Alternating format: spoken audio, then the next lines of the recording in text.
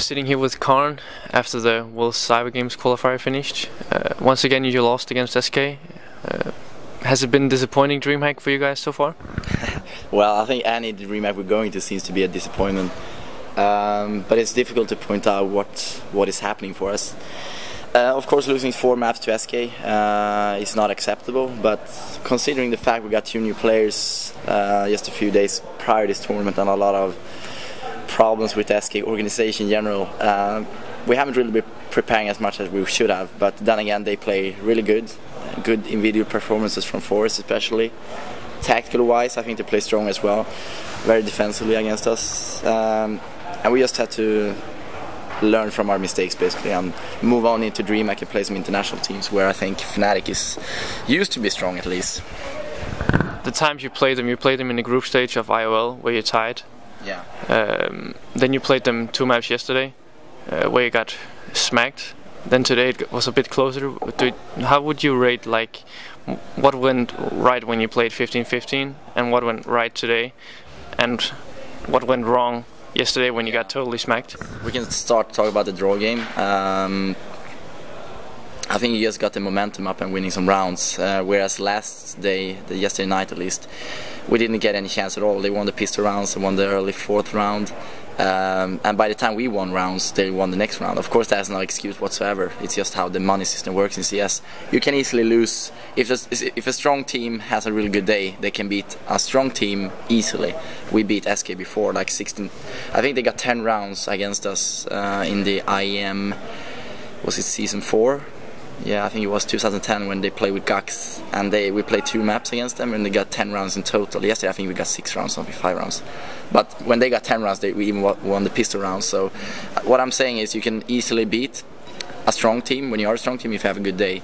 And SK is a good team, strong team, and they had a really good day yesterday. Today they had a solid game today, I think, and we had a solid T side on Dust 2, but then we just let it away even if we won the pistol round. So I think the reasons we lost today, especially on City Dust 2, was inexperience with new players and not any good clue how to adapt to the style that SK performed.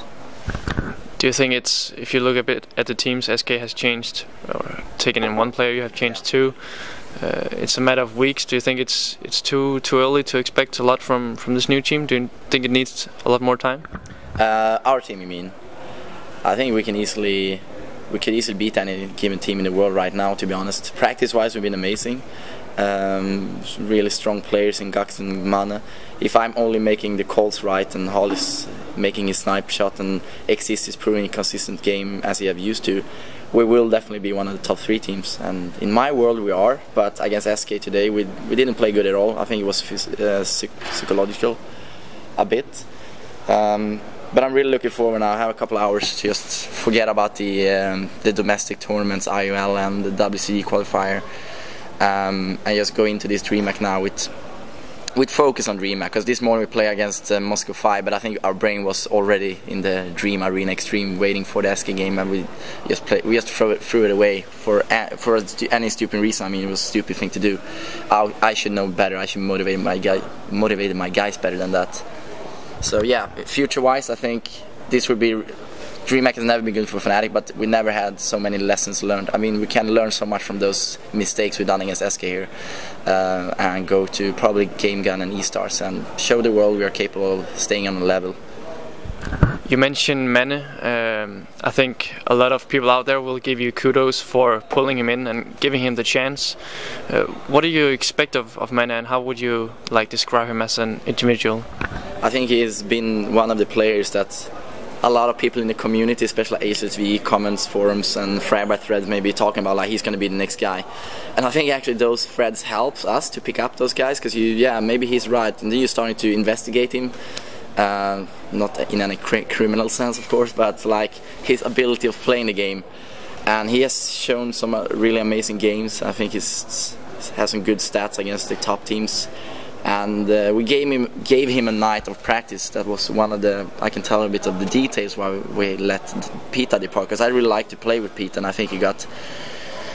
It was a problem for Pita to have Delpan in the team, because he felt he was responsible how Delpan acted towards us, and the motivation in our practice didn't work out. The way we were practicing was very like, it was slow nights, so to speak. We didn't commit or focus as much on the practice, and I think Pita was not the cause of that, but somehow in the Delpan transfer situation, we thought that the competition in Sweden will be higher, and competition in Sweden in general, I mean in international wise as well. So we need a pure aimer that get a lot of kills, and then we started thinking, yeah, we're maybe going to give Mane a night of practice with us and see how good he is. And I think we played Navi, and he was 1 on 4 situations with Navi and just won it. And like, oh wow, he's good. And it's very hard to say from one practice or a few practices, but sometimes you can even see how amazing their movement are. I think movement like Neo and Forrest, they have a certain movement. I think Mane sometimes reminds of, but he needs some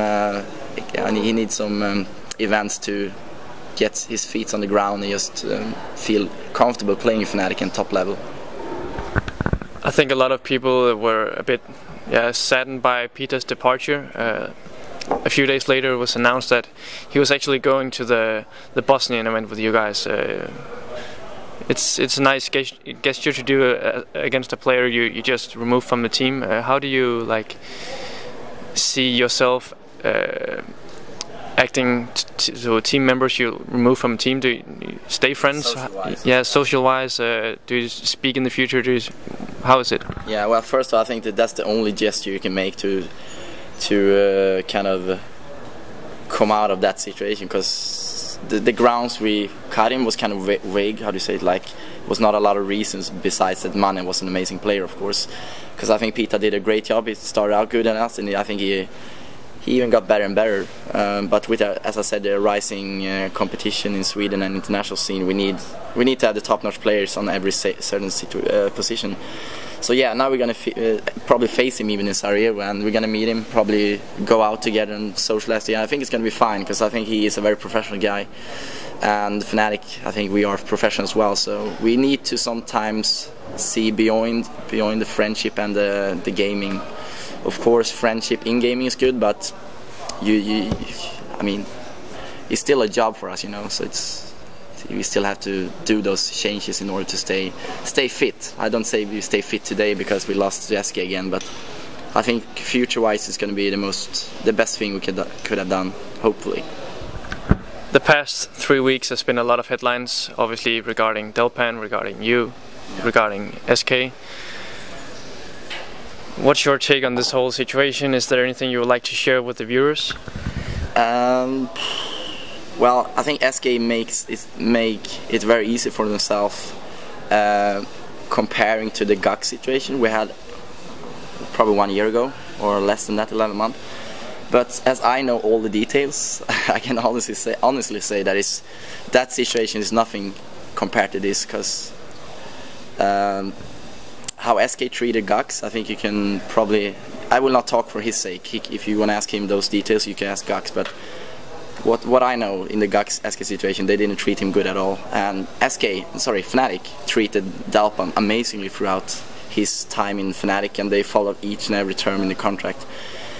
And SK made no effort whatsoever to contact Fnatic to say that Delpan is interested to play for us, and our play. Yeah, he want to play for us, and is there any chance we can solve it out? They didn't. They just took him and used the GUCs card and say, hey, we're doing the same, but it's not the same. It's not the same, but I think the future will probably highlight it. It's not the same this time, and I think you hadn't heard the last in that situation as well. Your finance director and Matthews, after the final, made the comment that you guys will go to World Cyber Games. How do you feel that you will be at World Cyber Games this year compared to what took place last year? My stand on WCG is like, I think it's a fun tournament to be in, but somehow they're not making it good for the gamers. If Anne said we might go there, we might go there, I'm not sure, because it's going to be down to IEM series, for example, Season 6. I'm sure they're going to come up with a cool season for the CS 1.6 again, and it's a matter of prioritizing, because as far as I'm concerned, I think the fall is going to be busy for us, and if we have to pay a lot of license fees, flight tickets, it's going to be hard to justify to go to Korea, because I think even the prize money there will not be that high, and that's always an aspect you need to take in consideration when you are a professional team, when you are a business, and also have a schedule that is not always make it possible. So it's going to be up to the fnatic organization and our sponsors, and also up to us what we feel is best for us. And preparation wise, maybe just to go for the IM series and let SK represent Sweden in the best way. The big topic about the Delpan case was the esports contracts.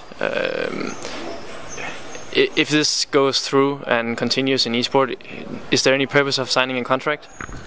I think it is, for many reasons. A is to make sure that there is a legal binding between the players and their organization.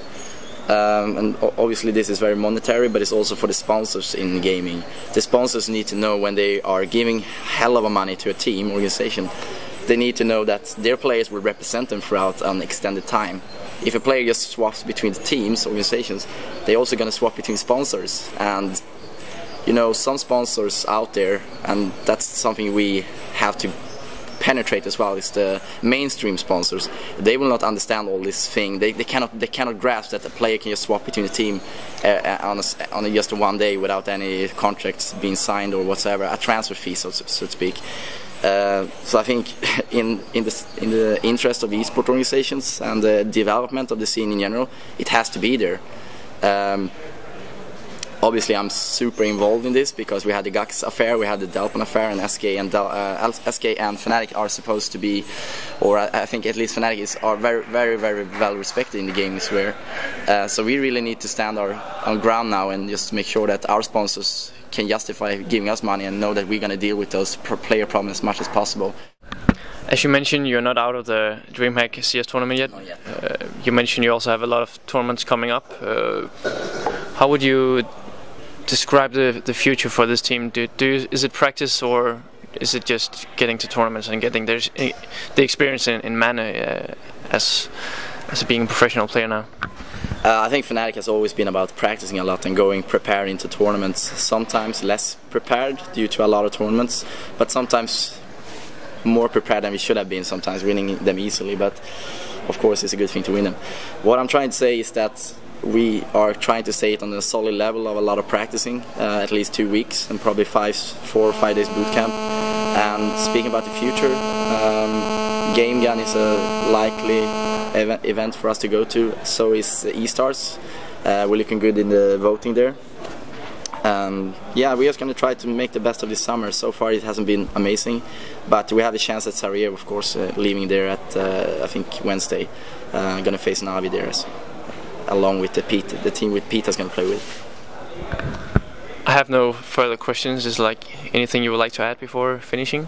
Yeah, sure. I want to thank everybody for supporting fnatic in any, even how we perform, so to be. Even if we have a bad day, they support us through Facebook, whatsoever, and that's an amazing thing to have. It's always nice to have that. Thanks to fnatic, all the nice people in the organization, such as the journalists, the management, graphics guys, coders. Everybody is making fnatic possible, basically. And of course our sponsors, MSI, SteelSeries, Bigfoot Networks, ASO, and Slappa for making this possible. Thank you. Thank you.